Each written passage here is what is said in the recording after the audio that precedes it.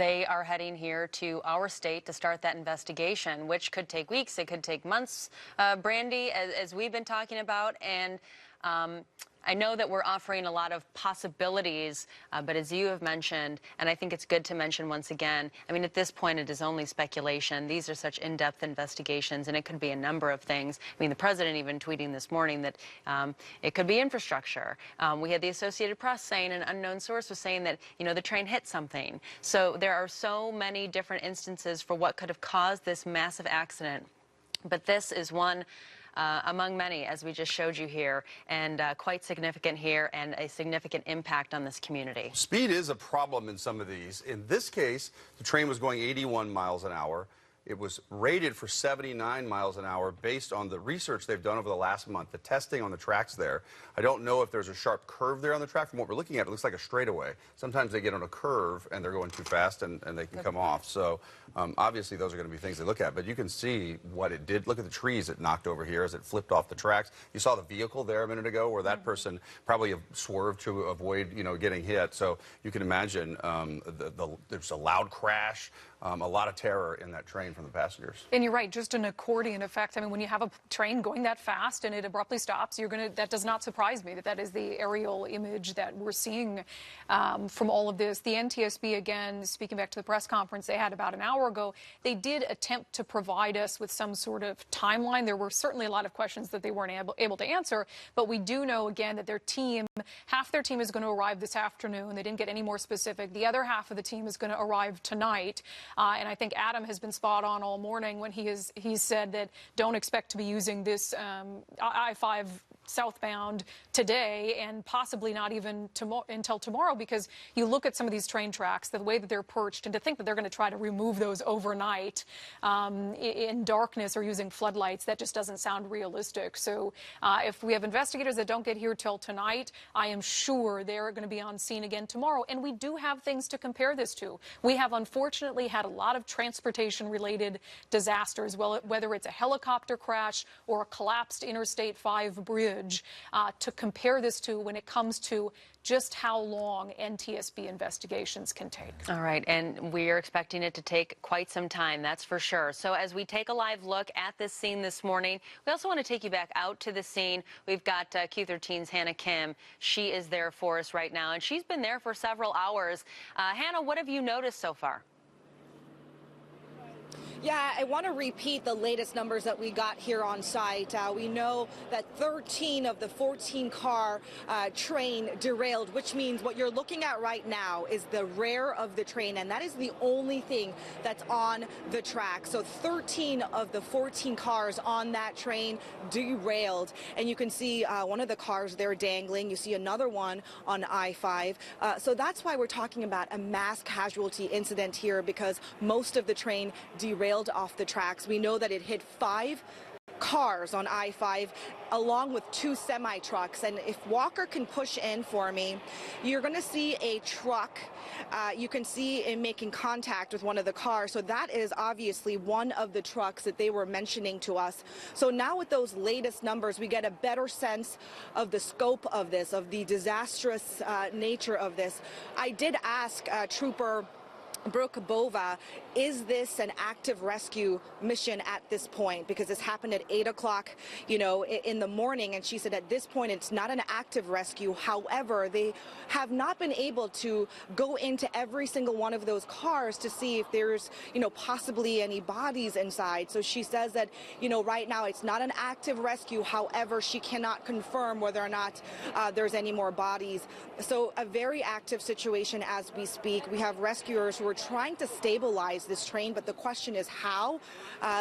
Washington State Patrol didn't have any answers for us at this hour. They say they're waiting for NTSB to get more of that information to you. But, you know, going back to those cars, you know, 8 o'clock in the morning is very, very busy along this stretch. This stretch is about 40 miles from Seattle. This is between JBLM and Olympia. And at 8 o'clock, you have a lot of cars on I-5. You can imagine how scared these drivers were. They all braked when they saw this amazing train falling down. I'm sure that they were stunned, of course. And again, it hit 5 cars. We are hearing, at least from the Associated Press, that at least 6 people are dead. It appears as though the people who died were all on the trains and that none of the drivers of those vehicles were killed. So again, we're going to get a little bit more update around 1:30. Trooper Bova promised us another update, so we're expecting more numbers for you, and as soon as we get them, we will bring that for you. Again, this was a new route. They don't know much about why this happened. Of course, right now it's all speculation. The fast-moving train, of course, was heading to Portland. So this is impacting not just our area, but of course people over in Portland, because you can imagine a lot of people on those trains could be from that area as well. So we'll keep you guys up to date on this throughout the day. Guys, back to you. Hannah, thank you. And I am just curious, we are just told, by the way, that the governor has arrived on scene there, so it sounds like he's getting a tour of some of the damage. I don't want to harp on this, but I want to ask you this every time we have you on, because you are right there, you have a first-hand look at the scene. Does it appear, since the last time we asked, that anything has changed, or is this really how this scene's going to be till NTSB investigators get there? You know, at this point, when we first arrived here, we saw a lot more first responder cars, but those have left, and this is how it's been for the past hour and a half. So nothing has really significantly changed. We haven't seen anything noticeable. Those trains, those cars that you see dangling, that hasn't moved at all. So at this point, I feel like they are just waiting around for the NTSB to come to make sure they know how to move forward. Guys? Kim, thank you so much. She is at the scene right now, and as we take a live look at the scene, we want to get back to our Steve Kiggins, who is in DuPont, Washington. He's at DuPont City Hall, which is the Family Reunification Center. Steve, good morning. I understand that you have Ed Troyer with you. Yeah, Liz, that's right. Go ahead and pull out, Brian. We're just going to get right to Ed Troyer, Pierce County Sheriff's Office. What can you tell us? What's the latest information you can share with our viewers? Well, what we do know is that there were 14 cars total, 2 of those being engines. Of those 14 cars, 13 of them derailed and left the tracks. On board, there were 77 passengers and 5 crew members. We can't confirm that there are fatalities. The number, though, is not known. Anybody who's putting numbers out there is not accurate. There are still a train car and some things they still need to search. They just can't because it's not safe to. They need to shore it up, and they're bringing the equipment in to do that. So any speculation on the numbers is exactly that. It's speculation at this point. We are working with multiple agencies. The State Patrol is going to take the lead on it. As far as numbers of injuries, passengers, transport, and all that will come from the Washington State Patrol. We have multiple agencies trying to bring in equipment to, obviously, we want to get the road open, but also we don't want to get anybody hurt or injured in the process of it. And we also know that there are some other deceased people on the train. And out of respect for that, we're going to go as slow as we need to do to make sure that we recover everybody and communicate with the families, and that we not get anybody else hurt in the process. Have you had a chance to speak with any of the passengers here at the reunification center? I have spoken with a few of the passengers, and they're pretty shook up, and there's going to be a lot of stories to tell out of this from what we've been hearing, and a lot of them pretty brave. A lot of them that were on the train started helping the ones that were hurt.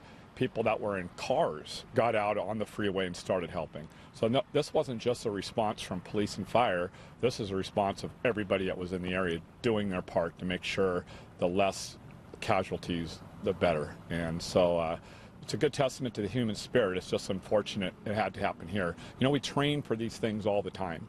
And we go to training and we learn how to work together as agencies and then hope we never have to do it. And unfortunately, the days come where we had to. And so the response was a good response by multiple agencies. We're just really sorry for the loss of life. And we've seen some of the pictures, some of the aerial photos that we've been airing earlier. Have you been down to this crash scene? And if you can give our viewers a sense about how that looks to you. I have been down to the crash scene, and if you go to our Facebook page, and you'll see some of the photos that we took this morning when we were down there of the people doing the good work. And we wanted to make sure that everybody understood how catastrophic it was so they would get off of I-5 knowing that there is no way around. There's not a single lane that's passable down there. We have 5 or 6 cars that were hit, and the fire departments did a great job extricating all those people from those cars, and so far there's been no loss of life that were attributed to people in the vehicles, even though the train cars did land and hit and total them out. Ed, you've done this a long time. Have you ever seen anything like this? No, I've never seen anything like this. No, nothing where, boy, it couldn't have been worse. And you got I-5 southbound, and you got a train bridge over the top, and trains all coming together in the exact spot. I mean, it's closed down the freeway. We don't know if the road's damaged. There's injuries and the response. And no, I've never seen anything like this. And I hope never to again. No kidding. Yeah. Just one more question for you. If you can tell our viewers at home who are watching this, who feel like maybe they want to help and maybe they're not really sure how, maybe the best way they can help is to avoid coming down here. Right? The best way to help is to avoid coming down here, not to come into the area. And if you don't need to go southbound, don't, because it's going to be a long way around and the traffic's jammed up all through the small towns and smaller roads, and it's going to be have your patience, stay out of the area, and in the next few days I'm sure we'll hear stories of survivors, and there'll be ways to help families, and that's what you can do to help us, is stay on it over the next few days and stay out of our way today. And thanks so much for joining us. Really appreciate your time. That's the latest from Detective Ed Troyer from the Pierce County Sheriff's Office. We're down here at the Reunification Center in DuPont. This is where a number of the passengers have been coming to hopefully reunify with their family members and their friends. You got a first-hand account of what the scene looked like with Detective Troyer there. But when I've spoken with some of the passengers here, they seem to walk around like they're stunned. They don't seem to have been able to wrap their heads around exactly what they've gone through. But there's still some folks here, some passengers here, who may be brave enough to share some of those stories with us. We're going to stick around and see if we can connect with them. For now, we're going to send it back to you. Well, guys. they're probably counting their blessings, Steve. There is such a thing as survivor's guilt. It's a very real thing, and you wonder why you lived and others didn't. And Detective Ed Troyer said that there are remains that are still on some of the cars they haven't gotten to because of the challenges of reaching them. So certainly our thoughts are with those families. Yeah, and that matches what Trooper Brooke Bova had said, which is they can't search some of these train cars because they're perched so precariously. And I know that Trooper Bova is standing by with our Hannah Kim back at the crash site to give us an update. Hannah? Yes, so Trooper Bova is here with me. Thank you for joining us. I know you've been doing this for 7 years. You said you've never seen anything like this before. Never seen a train derailment, no. So how hectic is it for you guys trying to get everything coordinated and figure out what to do with this?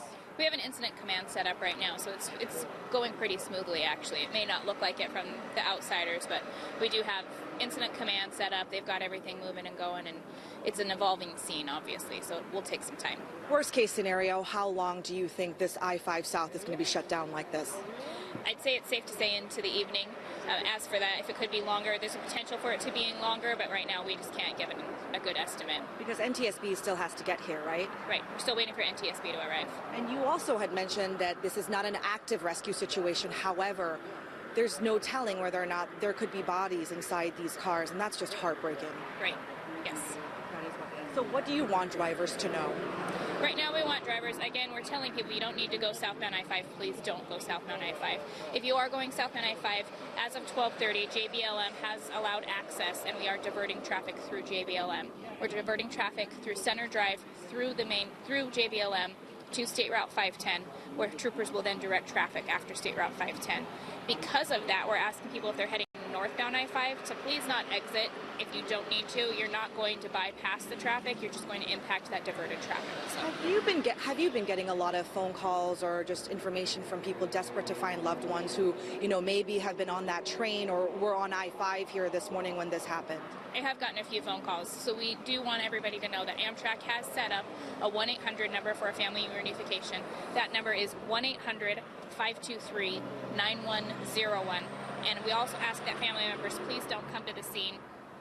DuPont City Hall is where the family reunification is at. I know that you've been on scene longer than I have. And when I first got here, we saw a lot of police cars on the side, a lot of first responders. Those cars have since left. And this has been the scene right now for the past hour and a half that I have noticed. So what does that mean? Does that mean that a lot of the people, obviously, who are injured have been transported out of here?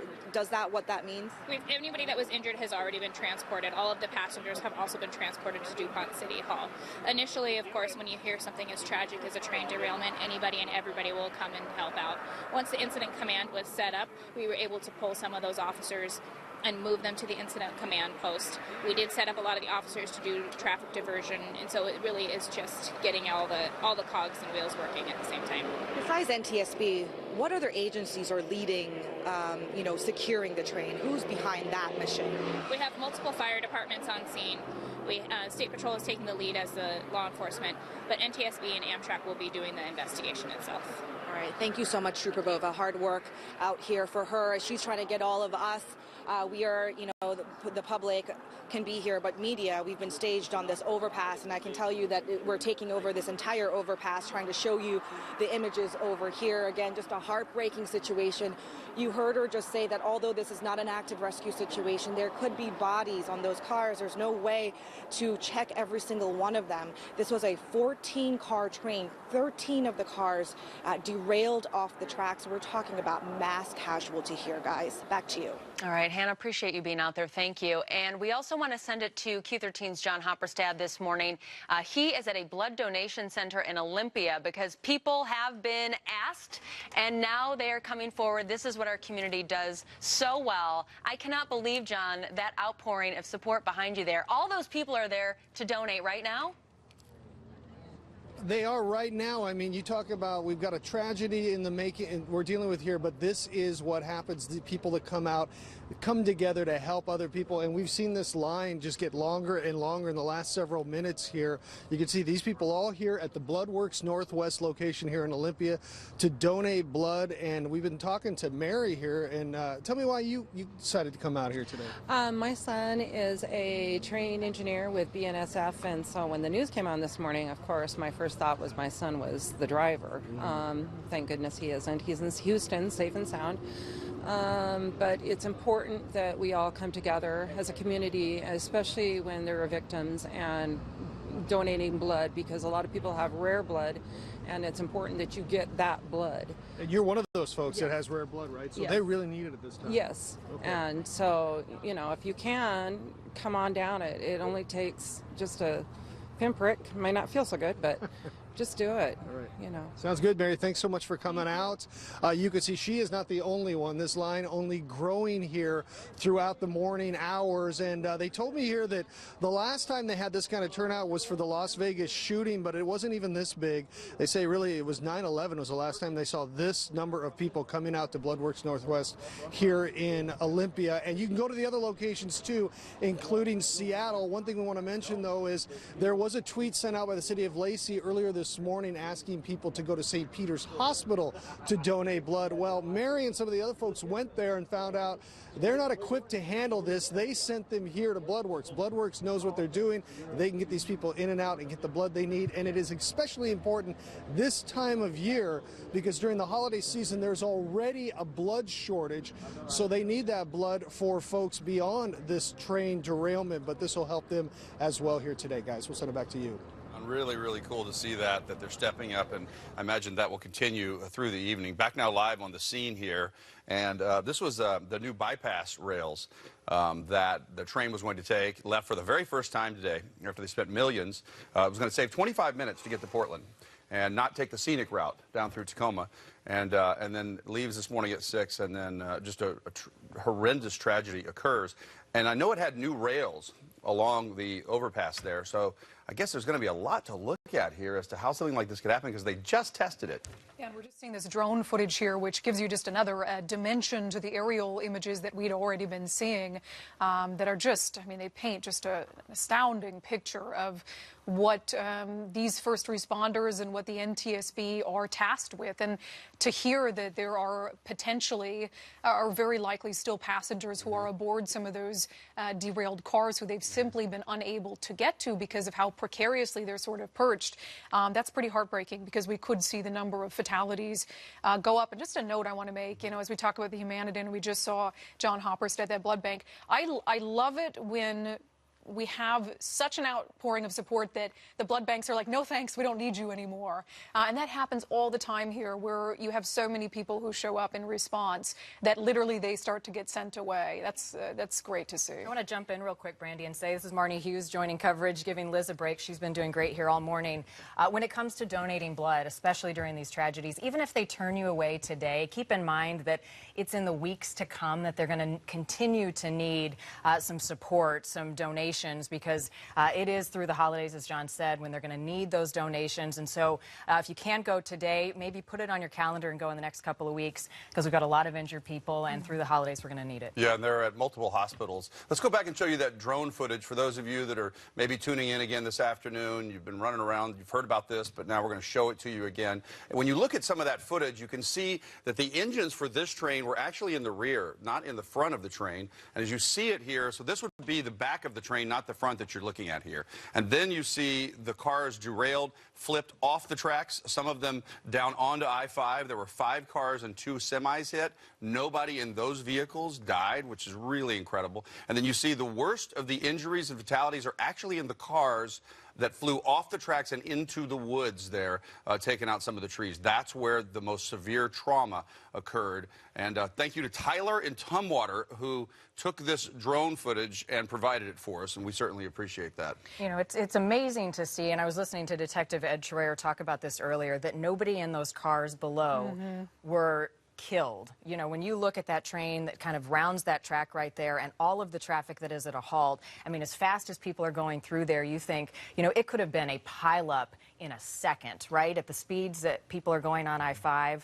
I mean, you just have to think there are some miracles in this mess as we speak, and so many people have been injured and killed and impacted by this, but it could have been so much even worse. And you even saw that there's that semi-truck that literally the train came to rest on the side of the semi-truck as it came and plunged down sort of onto Interstate 5 there. And I know we probably need to get to Adam here in a moment to talk about the really long-term impacts, because while clearly priority number 1 is making sure the injured are cared for, getting in to search those remaining cars, we've been talking all morning about clearly the long-term impacts that this is going to have, or at least for the next 24 hours on this really important corridor. Exactly. That being the big question is, what exactly is the outlook for this reopening at this point? Because right now, northbound traffic, we have seen that actually move through the area at a relatively decent clip at this point. And that's kind of the first time I've been able to say that since about 6 this morning, where northbound 5 traffic is moving in through Nisqually. All 3 lanes are open. Southbound does obviously remain to be closed. And for drivers trying to get in and around this scene, what are really the best options to consider? Well, northbound with that relatively small backup moving in through there, which is just kind of hard for my brain to fathom at this point, as we've seen up to 5, 6, even about 6 miles of backup on North 5 at its worst this morning. But the southbound traffic, how do you get around this? Well, it sounds like through JBLM is one option right now. I-5 exiting at Center Drive, taking you through the base, and you will be basically escorted and kind of guided through base and back around down to 510 below, moving in towards almost the Roy area. And that's important because earlier this morning, we saw a lot of folks, and you still see the backup at this time, on southbound 7 and moving on 507 right on the backside of JBLM, moving down to 510 in the Yelm area. That was your original detour, was taking 512, 7, 507, 10. You got this big hour-and-a-half delay to get around this whole mess. That didn't work out so hot, ultimately, as we still see the backups there. You even see it on 702 moving out towards McKenna and Tanwax. The other option that exists for you is actually going to take you through the sort of the Kitsap and Key Peninsula areas, and that takes you out of Tacoma, taking 16 across the Narrows. You move up towards Gig Harbor, and you take either 302 or 3 over to Allen, then from Allen to Shelton on 3, and then you continue on 101 right in through Olympia, which looks at this time to be wide open. Still a leisurely drive and about another hour-and-a-half to get you around this whole mess, something that should usually only take you about a half an hour. You're tacking on that extra drive time. And something we need to consider as we start rolling closer to the afternoon commute. We usually see tremendous volumes moving in through Fife and Tacoma, and that's a real concern for the I-5 corridor. So I'm going to suggest a lot of folks also start considering taking maybe some of the Seattle ferries, Seattle to Bainbridge, Seattle to Bremerton, both currently with about a 1-hour wait at the terminals to cross the waters. Fauntleroy Vashon Southworth, another option. to get you over to the Kitsap Peninsula side of things, and then you could take one of these detours, 16 to 3, 302, and 101. So you have a few options, but really thinking about that I-5 corridor, big concerns because I said it earlier this morning, I don't see this reopening tonight. I don't know if I even see it necessarily reopening tomorrow. I'm not sure entirely what it's going to take to move train cars, but it's certainly going to be some heavy artillery to move that sort of stuff, and then to make sure that that trestle itself is secure and safe, and that the road below it there is also in reasonable shape. These are the big questions that remain to be seen, and we just don't know yet. All right, Adam, thank you. If you're just joining us here as we come up on 1 o'clock, good afternoon. I'm David Rose, along with Marnie Hughes and Brandy Cruz and Adam Gerke. We're going to continue our coverage through the afternoon on this terrible tragedy in Pierce County after a train derailed, killing at least 6 people and sending some 70 others with injuries to the hospital to be checked out. But I think about 40 of them have some injuries, some 4 critical, others much less. Yeah, it sounds like at this point they've really turned into an investigation mode. I mean, for so many hours this morning, it was rescue and recovery, and it was kind of a chaos out there at the scene. But of course, now you can see many investigators are on scene. We've got state, local, federal investigators. The